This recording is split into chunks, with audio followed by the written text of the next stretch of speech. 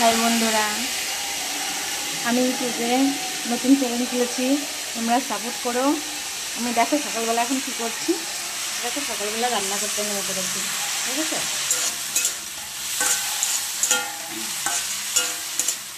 এটা কী বলো তো, আলু ভাজা, ডাল বসিয়েছি, এরকম অফিসে ডাল আছে, ডালটা ফুটুক, ঠিক আছে।